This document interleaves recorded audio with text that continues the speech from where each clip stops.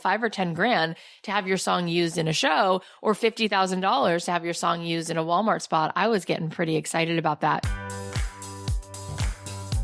You're listening to Financial Grownup with me, certified financial planner Bobbi Rebell, author of How to Be a Financial Grownup. And you know what? Being a grownup is really hard, especially when it comes to money. But it's okay. We're going to get there together. I'm going to bring you one money story from a financial grownup, one lesson, and then my take on how you can make it your own. We got this. Hey friends, this week we are talking about making your dreams come true, even after someone crushes them. We have an incredible story, but it is also very real in that it was far from smooth sailing. There were a number of tangents and setbacks and a ton of soul searching along the way for our financial grown-up. Before we get into it, I do want to thank everyone for joining us here on the Financial Grown-Up podcast. We talk to high achievers who share money stories that made a big impact in their lives and the lessons from those experiences that we can all learn from. And just for fun, we ask them to share a money tip before we wrap up. Cathy Heller is an incredible music entrepreneur. Her songs have been featured in movies and have been licensed by countless big brands, including Walmart, McDonald's, and American Airlines. I bet you've heard them a lot. She is now the host of the Don't Keep Your Day Job podcast and the author of the book by the same name. She's also an incredible business coach, but she comes to the platform after a pretty unbelievable career trajectory that has had a lot of highs, but as you will hear, some devastating lows and career setbacks. But the story is going to make your day. Trust me on this. Here is Cathy Heller. Hey, Cathy Heller, you're a financial grown-up. Welcome to the podcast. Thank you. Thanks for having me here. I'm excited to have you because I just finished your book and it's so fantastic. Your book, by the way, I should say, is called Don't Keep Your Day Job, just like your amazing podcast. Thank you. And I just devoured this book. I have all kinds of little Post-it notes in this book from all the things that I want to go back and reread. So first of all, thank you for writing it. I can't believe that you took the time to read it because you're a very busy person. That's a very kind thing for you to take your time and read the book. I'm so glad that you liked it and wanted to have me here. I'm just really flattered. Thank you. Well, I am honored that you are making the time because right back at you, you are incredibly busy. I have been also loving your podcast. So many amazing episodes. The recent one with James Wedmore that I was just listening to. And I also love the solo episodes because you really are so honest and vulnerable in those episodes. That's true. I think that I'm not the only one that finds so much relatability in the stories that you share. And one of the stories I have asked you actually to share here and to maybe give us a little more insight into, and that's kind of how you fell into, let's just say you first directly went into the business, the music business, and then you kind of found a different path that made more sense for you. Tell us your money story. Yeah, my money story. I came out to LA wanting to write music. That was all I knew I loved doing as a kid. So I thought, all right, I'm going to do that thing that you see them do in movies. I'm going to go out to LA. I grew up on the East Coast. I was going to figure it out. And I had to get a job and pay the bills. So I got a job as an assistant in an office and I had a roommate and she was an actress and I was doing my thing. And eventually I started writing music and I wrote some mediocre songs and they got better. And I finally got a record deal. I actually did. I remember sitting with Ron Fair at Interscope. I had just signed and Lady Gaga was there recording Paparazzi. And I was like, oh my God, I'm sitting in this room. It's amazing. That must have been so surreal. It was really surreal. And by the way, hearing Paparazzi recorded is really cool because if you go back now and listen, you'll hear what I'm referring to. There's all these strings on the recording and it makes the pop music just sound like some other dimension is going on and it's beautiful. It was just amazing. But I got dropped from the label a few months later. While I was actually sitting there in the studio, Ron Fair, my producer at the time, he said to me, you know, Cathy, when I first came out to LA, I met with Bill Conti. Bill Conti is the guy who did the music for Rocky and so many other iconic movies. And he said to him, you know, Ron, you're a really good songwriter, but you're an amazing producer. And he said, and I wound up making a living really as like one of the best producers in the industry. And I remember that story and I didn't know 3-4 months later that I'd get dropped from the label, but I did.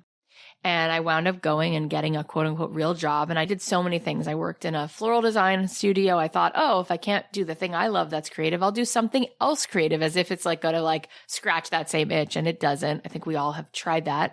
And then a friend of mine said, if you're not going to do what you love, just make money. And I said, well, how do you do that? She said, you do real estate. She said, I know a guy who works in commercial real estate. He lives in Brentwood. You should go work for him. So she introduces me and I start working in commercial real estate. I don't know the first thing about cap rates or mortgages. And he says, all you have to do is pick up the phone, call about 20 to 30 people a day and set some meetings for me. And I'll give you good money if you can set meetings. And I wound up being pretty good at it. And then I was there for like 2 years and it was really like golden handcuffs because he was paying me like 150 grand to sit at this desk and make phone calls for him. Right. So life is going by and you're not in the music business. No, I wasn't doing anything I loved. And I remember one day I was driving and I was crying so hard I had to like pull over to the side of the road. And I thought to myself, I don't know where I went, but I don't recognize myself. I am not this girl. I don't wear pantsuits. I don't blow my hair out. I don't talk this way. And I thought, gosh, we were talking about Tony Robbins before because he wrote the foreword to your book. And he always says success without fulfillment is like the ultimate failure. And I felt like I couldn't breathe. I was like, I don't care that I'm driving a cute little Mercedes convertible. I don't care that I can eat sushi whenever I want. I don't feel like myself. I am so not me. And I decided I was going to quit. And I quit my job, which I don't recommend to people. What I recommend to people now is that you build a runway and build a side hustle and validate your idea. And there's so many great tools and ways to do that so that you don't have to just jump. But I did. I couldn't take it. I just jumped. And what was that like when you went in? You just went in one day and quit? I mean, did you have overhead, rent? You didn't have a family at the time, I assume. No, I was only like 26. Okay. So I quit and I thought to myself, oh, by the time I run out of whatever tiny amount of savings I have from this job, I'm sure I'll be making money in music. And I saw that there was a whole world of musicians who were licensing their songs to TV shows like Grey's Anatomy and One Tree Hill at the time and ads for McDonald's and Pepsi and Walmart. I was like, what is this whole road? I wish I would have known about it.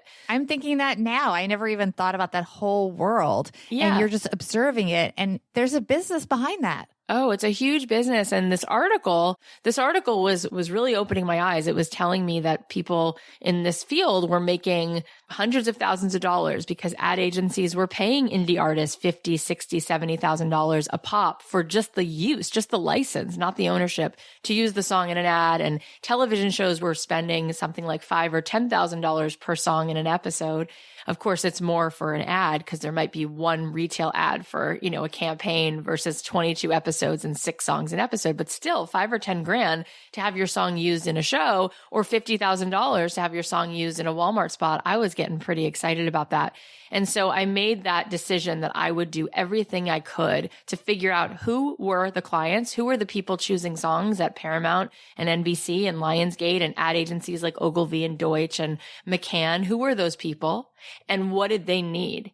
And I had never asked myself that question before. Up until that moment, I thought that you either did something you loved that came completely from your heart, or you built someone else's dream and you sold out. I never really understood that you could marry the two things, that you could be who you were and feel authentic. And at the same time, you could know that someone else has a need and a want and that you could answer that with your gifts. And then that's really how you make a living. And it made so much sense. All of a sudden, it's like the lights went on. And I thought, wow. And I started telling songwriter friends of mine who were starving and working jobs that they hated, like barista jobs and insurance jobs. And I said to them, look, have you ever looked at this way? And they said, oh my gosh, you're going to be such a sellout. You're going to hate the music you write. And I said, oh my God. They said that? Oh, they had so much resistance because people, especially artists, believe that if you're really an artist, then you're probably starving because you're so authentic. And that definitely doesn't account for people like Michelangelo, who died with $50 million to his name before inflation. So he would be a billionaire today. It doesn't account for people like John Williams, who's written all the scores to Star Wars and Jaws and all of these movies. It doesn't account for any of the people you've ever supported, whether it's somebody's concert you go to, a piece of art. Why? Because all of the people that I just mentioned are people who absolutely care what their customer, what their audience needs and wants. And I realized that the difference between a hobby and a business is that a hobby is something you do for you, but a business has to have at its core radical empathy. Because it means that something that I'm doing in this world, someone else is going to value and they're going to pay me for it. I got that. And so I got excited. I actually got excited to find out how I could serve. And I started to do the next thing, which I tell people to do, which is I think everybody has Michael Jordan talent at something, but we're really missing momentum. And what we need to do is validate our ideas, and we need to get feedback by going out and talking to human beings about what they need. And so I started to do that really scary thing, which was pick up the phone and call Warner Brothers and call all these ad agencies and call Disney and call brands and ask questions about what kinds of campaigns, what kinds of stories they were telling, what kinds of things they needed musically, what kinds of sonic palettes. Did they like strings? Did they like ukuleles? Is the story this year about sisters? Is it about female empowerment? Is it about being there for someone? And people, I am telling you, they were so happy to tell me what they needed. They were so happy that for the first time in a long time, somebody reached out, and it was refreshing to them that I wasn't calling to pitch myself and to read a script and try to be impressive. I was calling to ask what I could do to use my talent to help. And long story short, within 18 months, I started making $100,000 writing songs for film and TV. And then that grew. Second and third year, I started making $300,000 a year. And then I got written about in Variety and Billboard and the LA Weekly. And when I say written about, it wasn't like a 2-line blurb about this girl who was writing music for film and TV. It was a full page story, not just digitally, but like in print magazines with a picture of me telling the story about how I was taking matters into my own hands, and I was really successful. What is the lesson for our listeners? You got to validate your idea. And I think what most people do is they think about businesses backwards, where they think to themselves, you know what I'm going to do? I'm going to sit in my little cave and I'm going to come up with this line of cupcakes or this jewelry I'm going to do, or I'm going to write the whole book before they ever test it, before they ever figure out who would buy this jewelry, who would eat these cupcakes. And maybe I should go and in tandem with this person who I'm making it for, maybe I should be getting their input, getting feedback, and then weaving that feedback into my process. I think that people just don't realize that we make it harder than it needs to be. And if you look at any successful company, they are testing ideas all the time. They are paying for your feedback. They are doing focus groups because it works. And then this sounds really simple, but it's usually really hard. You have to go out and tell people about your idea. You have to make sure that you're going out in the world and you are letting people know about it. And instead of saying, well, I'm going to think about this and noodle around on my about page for 40 hours. No, it's like pick up the phone and make the call. Let them know what's so awesome about what you're doing, as opposed to telling them, you know, how you do what you do. People forget that we don't buy things. We buy feelings. We buy results. And so often when you ask someone, you know, tell me about the thing that you're creating or service you're offering, people sort of get tongue-tied. How many people do you think you called for every time you placed a song in the early years before you were known? It's hundreds. Hundreds. Yeah. And when people would say no to me, and there were times that people not only said no, but said, don't ever send music like this. It's so mediocre. And instead of me being completely devastated, because obviously I wasn't completely devastated, I felt bad. I felt gross. I felt stupid sometimes, but I would take the feedback. And I knew that I would give myself the grace to get better at it.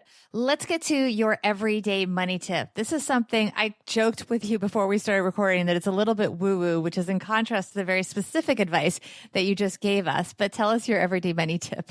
Yeah, my everyday money tip is something that I learned from Jen Sincero, who wrote You Are a Badass, when she was on my podcast. She was living at 40 years old she was living in a garage eating cans of tuna fish, and she's like, something's got to change. And she did a bunch of self-help stuff. And finally somebody said to her, why don't you write a letter to money? And she's like, what does that mean? And she wrote a letter to money, and she was like, money, I hate you. Money, you're the reason for everyone's problems. And she realized at the end of the letter that she was carrying around feeling so much resistance to money, because deep down, money was something that she felt would make her less of a kind person. And that was a choice she didn't want to make. She didn't want to either have money and be a jerk or not have money, but she chose not having money if it meant she would have her integrity. And so I often tell people, why don't you write a letter to money? Because sometimes what we find out is that at the root of it, we might be sabotaging ourselves because we might believe that money is something we feel shame around. If it's not shame for having it and being a jerk, sometimes it's shame like, who am I to deserve to have good things? And when we can get to the root of that, it's very important because ultimately in life, the results of our life, it has to do with what we really deep down want. Tell us more about where people can follow up and learn more about you and your podcast and your book and all things Cathy Heller. Don't Keep Your Day Job is the podcast wherever you listen, and the book is the same. And we have an Audible copy as well as Barnes & Noble and Amazon. Also on Instagram at Cathy.Heller and CathyHeller.com. I actually have a quiz that helps you figure out like, what are you made to do? Are you a teacher? Are you a maker? Are you a curator or investigator? I kind of have these 4 archetypes. And that's been really cool to see that people, because again, if you can see a new possibility, sometimes it changes everything. And so maybe this quiz gives you some insight into like, oh, I've always loved dance or I've always loved bread, but I never thought that I could do a bread podcast, or I never thought that I could be a curator for artisanal chocolate. I thought I had to make the chocolate. There's so many cool ways to do what you love in this world. I am sure of it. So you can find me at all those places. Very well said. I'm like bursting with ideas as you say that of like, what could I do next in the new year? But thank you so much, Cathy. Thank you so much. Here we go. Financial Grownup tip number 1. Some of Cathy's best clients were the very ones who rejected her earlier in her career. When I asked Cathy about this after the interview, she explained that if she was being honest with herself, her work just was not that good initially when she pitched them. She had to get better at her craft. It's business. It's not personal. Early rejection is not forever rejection. Try to find out why your work wasn't accepted and then work on the work. Financial Grownup tip number 2. Cathy talked about how some of her musician friends called her a sellout. Look, guys, making an honest living is not selling out. There is no glory in being a starving artist. It doesn't make you a better artist to not earn money. Nor, by the way, is there any historical precedent for this over-romanticized idea.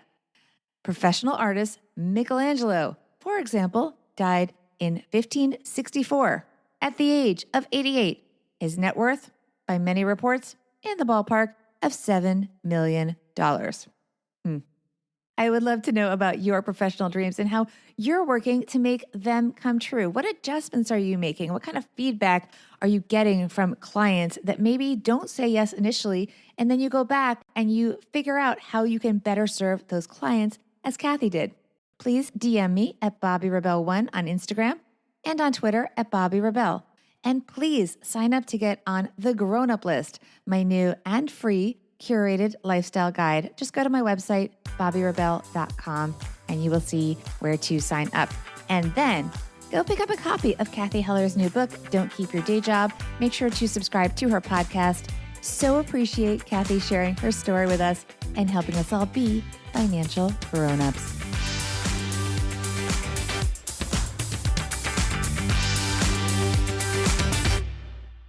Financial Grownup with Bobby Rebel is edited and produced by Steve Stewart and is a BRK Media production.